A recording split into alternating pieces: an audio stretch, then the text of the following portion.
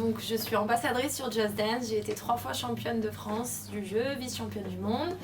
Et aujourd'hui je suis streameuse, youtubeuse et animatrice sur le jeu, à la fois sur internet et dans des conventions et autres événements IRL. Dina n'est pas mon vrai nom. Ah, tu le savais, hein, c'est ça. Dina, c'est un pseudo que m'a donné ma meilleure amie quand on était adolescente.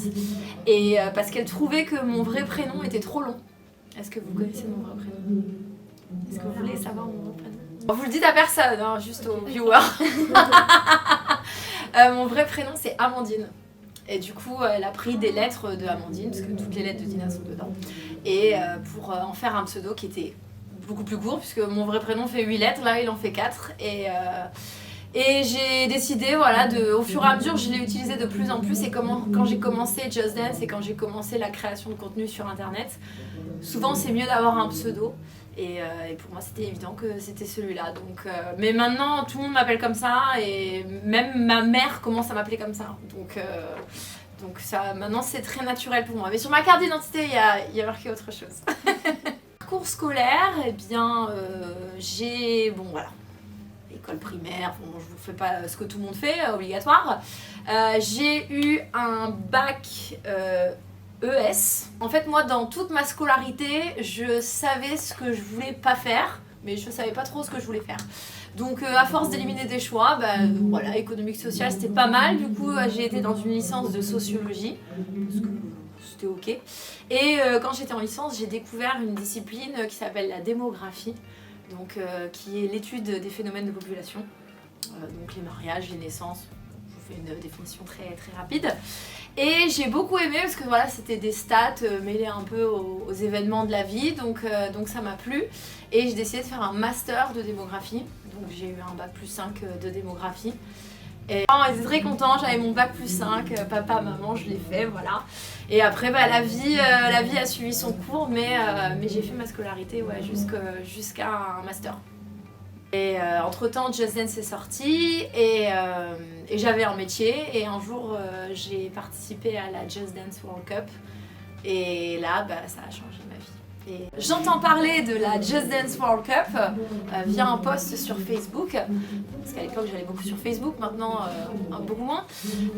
Et donc voilà, c'était comme son nom l'indique, la Coupe du Monde de Just Dance. Je fais waouh, la Coupe du Monde de Just Dance, c'est quoi ce truc et tout. Donc je me renseigne, je prends tous les renseignements, voilà, quel jour, telle heure, fallait se connecter sur le jeu entre telle heure et telle heure, sur tel jour. Il y avait plein de journées de qualification. Je me dis bon, pourquoi pas, je voulais participer à une compétition de Just Dance, donc c'était l'occasion. Là, tu pouvais le faire depuis ton salon, ce qui est quand même assez sympathique, parce que du coup, il n'y a pas trop d'engagement, tu vois, tu risques pas grand chose. Au pire, tu fais des prestations pourries et personne ne verra jamais. Donc voilà comment j'ai entendu parler des premières compétitions et comment j'ai commencé à y participer. Voilà. Non, mon seul palmarès qui est pas Just Dance, c'est que j'ai un record du monde sur Fortnite que j'ai fait à la Paris Games Week pour...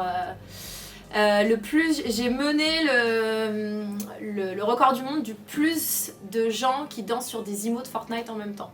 Donc on avait fait danser de mémoire 483 personnes en même temps sur Fortnite. Et du coup on avait eu la super médaille avec le super record du monde, c'était cool. Sur Just Dance, par contre mon palmarès, donc je suis 3 fois championne de France, 1 fois vice-championne de France. J'ai une médaille de bronze internationale. Il n'y a pas vraiment de titre 3e. Voilà, j'ai fini 3e, on va dire. Et 1 fois, j'ai été médaille d'argent, donc vice-championne du monde de la Just Dance World Cup. Après, voilà, j'ai fait d'autres top 10, etc. Mais là, je vous donne le principal.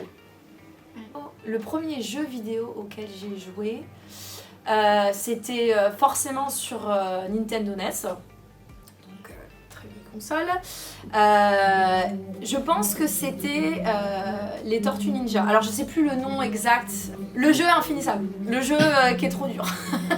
Le jeu que personne n'a jamais fini, où on a recommencé des dizaines de fois, on n'a jamais terminé. Moi mon préféré c'était Michelangelo, voilà, avec les petites... il avait les... comment ça s'appelle dans les... Bon, bref, vous me mettrez ça dans les commentaires sur YouTube. Et c'était mon premier jeu. Après, j'ai eu le Super Mario Bros. J'ai pas trop fait le 1, j'ai beaucoup fait le 2 et j'ai terminé le 3. J'étais trop contente, merci, c'est le premier jeu que j'ai terminé, c'est Super Mario Bros 3, d'accord. Et c'était une fierté parce qu'à l'époque, faire terminer un jeu, bon bah voilà, déjà c'était pas forcément dans mes premiers objectifs, mais c'était pas si facile que ça. Bon, aujourd'hui, ça reste des fois pas si facile que ça non plus, ça dépend quel jeu. Si je devais vivre dans un jeu vidéo. Alors, évidemment, une des réponses les plus évidentes, ce serait que j'aimerais vivre dans Just Dance, puisque j'aurais des décors colorés, j'aurais tout un style de musique à m'apporter qui m'apporterait joie et gaieté tous les jours. Donc Just Dance, ce serait évidemment la réponse évidente. Après, j'aimerais beaucoup vivre, sinon, si c'était pas dans Just Dance, dans Rayman, parce que c'est un personnage que j'adore. Et que quand même il vit dans des décors assez sympas. Bon, alors après si je devais dormir dans la jungle, peut-être que j'apprécierais moins. Mais ouais, j'ai toujours beaucoup aimé ce jeu, je le trouve très beau, je trouve les décors super beaux et des fois il y a des musiques sympas aussi. Donc si je peux être pote avec Rayman, je prends. Puisque j'ai travaillé avec les équipes de Just Dance à créer une chanson pour Just Dance 2023, donc sur la chanson Toxic de Britney Spears. Donc j'ai pas créé la chanson. J'ai créé la map, donc la map dans Just Dance c'est tout ce qui inclut le décor, le danseur, l'atmosphère, peut-être des fois les petites histoires qu'on va mettre, voilà, la chorégraphie, la musique, ça regroupe tout ce qu'on voit à l'écran sur Just Dance, on appelle ça une map. Ça fait beaucoup rire ceux qui jouent à Call of Duty parce que pour eux la map ça ressemble à autre chose. Mais bon, c'est le nom qu'on donne dans Just Dance. Et du coup, étant une grande fan inconditionnelle de Britney Spears depuis mon adolescence, de pouvoir lier mes deux passions, donc Britney et Just Dance, et j'ai eu la liberté avec les équipes de pouvoir donner voilà, toutes mes idées. Alors évidemment, on n'a pas pu tout mettre, mais on a mis énormément de choses que je voulais. Ils étaient super ouverts d'esprit, on a vraiment travaillé ensemble à faire en sorte que, dans un premier temps, moi j'aime le résultat, dans le but que après les communautés à la fois des fans de Britney, des fans de Just Dance et potentiellement juste des joueurs de Just Dance aiment beaucoup la chanson. Donc clairement je serais hypocrite de choisir autre chose. J'aime ma chanson préférée à partir de Just Dance 2023, c'est Toxic de Britney Spears. J'ai la grande chance d'avoir réussi à négocier d'être dans les figurants de la chanson. Donc vous me verrez apparaître avec des cheveux roses flamboyants pour que vous puissiez me reconnaître dans la map. Just Dance c'est un jeu plutôt tourné vers le public féminin. De mon expérience déjà, c'est faux, parce que moi je rencontre vraiment des joueurs toutes les semaines, parce que je fais des animations toutes les semaines, et je vois bien que les gens qui viennent danser, il y a des filles mais il y a aussi des garçons. On l'a déjà vu, on l'a vu aussi ce matin déjà, donc je recontexte, hein, on est dans un événement à Poutras. Et donc il y avait des garçons et des filles, mais au-delà de ça, je pense que qu'on trouve ça bien ou pas, le côté compétition attire plus facilement la jante masculine de mon expérience que la jante féminine qui a plutôt tendance, à tort d'ailleurs, hein, à se poser trop de questions, à dire non mais je peux pas, non, de quoi je vais avoir l'air. J'ai l'impression de mon expérience que les filles on se pose beaucoup de questions et c'est un peu plus difficile de se mettre en compétition, de se comparer aux autres. Et parce que c'est pas facile, hein, et parce que aussi les filles se prennent un maximum de critiques parfois, voilà. Quand on joue aux jeux vidéo, encore sur Just Dance, c'est très positif, c'est all just love. Mais sur d'autres jeux, c'est vraiment pas facile pour des filles de pouvoir s'imposer, d'être prises au sérieux et juste d'être respectées, ce qui est la base, mais bon, voilà. Donc je pense que c'est pour ça que, même dans les compétitions sur Just Dance, il y a moins de filles que de garçons qui accèdent aux phases finales. Mais une fille devrait être championne du monde de Just Dance. Je peux vous expliquer le fonctionnement d'une compétition sur Just Dance, on va dire sur un principe de base, sachant que tous les ans, les règles ont plus ou moins changé. Au moins une partie des règles ont changé. Donc il n'y a jamais eu une année où c'était complètement copié-collé de l'année précédente. Donc en général, ça commence par des qualifications sur le mode en ligne de Just Dance. où tu as comme je le disais un peu avant, un jour et une heure précise où te connecter. Souvent tu as une playlist qui est dédiée à cet horaire-là, donc tu peux t'entraîner sur ces chansons-là pendant ta semaine, on va dire, et peut-être que si la qualification a lieu le dimanche, tu peux être prêt pour faire le maximum de points le dimanche, par exemple. Il y a plusieurs journées comme ça de qualification. À la fin des journées de qualification, en général, ils prennent les meilleurs Français et ils les font... j'allais dire se battre, c'est un bien grand mot, mais ils les font s'affronter en vrai pendant une finale nationale, donc qui a souvent lieu à Paris, où là c'est en public, en vrai, c'est toujours des battles, donc 1 versus 1, où tu as une partie qui compte sur le score, qui va faire le meilleur score sur le jeu, et une partie des points qui va être déterminée par un jury avec des critères plus ou moins changeants et qui leur sont plus ou moins personnels. Donc une fois que on a fait cette finale française, normalement on a un champion de France et généralement c'est le champion de France qui est envoyé aux mondiaux. Je fais envoyer comme ça parce que parfois les finales mondiales se sont déroulées à Paris, donc t'es envoyé nulle part, t'es déjà là, mais donc qui se qualifie pour la finale internationale où ce sont les meilleurs joueurs du monde qui sont présents. Donc eux se sont qualifiés, pareil, soit sur le mode de jeu en ligne, soit via un événement dans leur pays, où il y a parfois des règles différentes. Des fois c'est plus les jurys, des fois c'est que les points, des fois c'est... Ça dépend de chaque pays, voilà.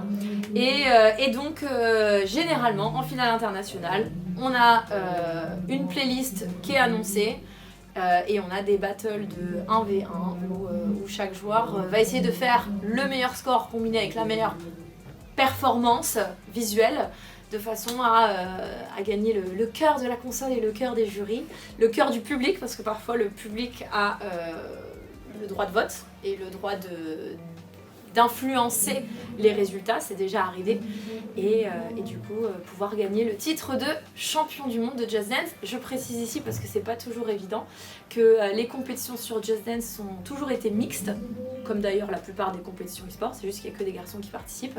Sur Just Dance, on a toujours eu dans les phases finales, on va dire, des garçons et des filles, mais pour l'instant il n'y a que des garçons qui ont réussi à être champions du monde de Just Dance. Les prochaines échéances, il n'y en a pas.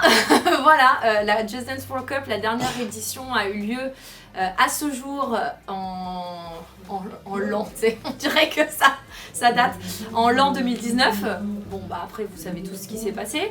De toute façon, Ubisoft avait annoncé déjà en 2019 que la Just Dance World Cup allait prendre une pause pour officiellement pour justement éviter d'avoir des règles qui changeaient tous les ans, parce que idéalement je pense qu'on aurait une compétition e-sport où les règles seraient toujours les mêmes, et depuis il y a eu la pandémie que tout le monde connaît, et pour l'instant il n'y a pas de retour de la Just Dance World Cup qui est annoncé. Ça n'empêche que dans des initiatives locales, il y a des gens qui organisent des tournois Just Dance. C'est local. Mais au niveau de Ubisoft, il n'y a pas de retour ni de date annoncée. Je pense qu'ils le feront un jour. Quand, je n'en sais absolument rien. À suivre. Ça a vraiment changé ma vie, et j'exagère vraiment pas quand je dis ça, parce que notamment l'année dernière j'ai sorti un livre sur mon histoire avec Just Dance, parce que voilà, c'est vraiment un jeu qui a beaucoup influencé ma vie. Ça m'a fait changer de travail, ça m'a fait rencontrer l'amour de ma vie, ça m'a permis de rencontrer des gens de tous horizons, d'aller visiter des villes que j'aurais jamais visitées. Just Dance, ça m'a permis vraiment un peu de tout changer, mais de la bonne des façons. Enfin, je me suis ouverte aux autres, je suis beaucoup moins timide qu'avant. Je rencontre des gens maintenant très régulièrement, je suis super contente. Je fais des animations. Vous m'auriez dit quand je grandissais que je serais sur scène à animer, à faire danser des centaines de personnes. La semaine prochaine, je suis à la Paris Games Week. Je pense que c'est des milliers de personnes. Et c'est moi avec un micro qui est en train de danser sur Just Dance. Et ça, vraiment, je l'aurais jamais cru en grandissant. J'étais vraiment très, très, très timide. Moi, en grandissant, j'aurais pas participé à l'une de mes animations, c'est-à-dire je serais pas montée sur scène, j'avais pas le courage de le faire. Donc rien que ça m'a permis vraiment de m'ouvrir aux autres, de prendre confiance en moi et d'embrasser la culture du jeu vidéo au quotidien. Et encore une fois, même dans ma vie perso, ça m'a aussi beaucoup apporté. Dans les moments où j'allais pas bien, Just Dance a été un gros soutien. Donc parfois un jeu vidéo peut être beaucoup plus qu'un jeu vidéo. Et c'est notamment ce que je raconte dans mon livre qui s'appelle Just Dance au-delà de mes rêves. Suivre sur les réseaux sociaux, vous tapez soit Dina Just Dance, ça sort à tous les coups, ou @TheFairyDina. Donc The Fairy Dina, ça vient du fait que j'aimais beaucoup les fées et Dina de mon fameux pseudo. Donc partout, sur Twitter, TikTok, Instagram, sur Twitch, je fais des lives très régulièrement. Sur YouTube, voilà, je suis pas sur Snap, mais sur tout le reste, je suis @TheFairyDina. Et vous pouvez me suivre aussi sur la web TV Le Stream, sur laquelle j'anime toutes les semaines, qui est une des plus grosses web TV de France, et sur laquelle je fais des trucs très cool. Voilà. Merci beaucoup. Cette interview était dans le cadre des rencontres inspirantes, donc j'espère que mon histoire, en tout cas ce que j'ai pu en raconter durant cette interview, vous aura inspiré à croire en vous, déjà à croire que les jeux vidéo ça peut être très positif et à suivre votre bonne étoile et votre rêve, parce que c'est vraiment, en résumé c'est ça. Moi j'avais une vie normale avant, j'ai peut-être quelque part une vie toujours normale aujourd'hui mais qui est juste un petit peu différente. J'ai juste fait au fur et à mesure. Je pense que c'est important dans la vie de savoir saisir les opportunités et de pas se restreindre, de s'écouter. Écoutez-vous et suivez vos rêves.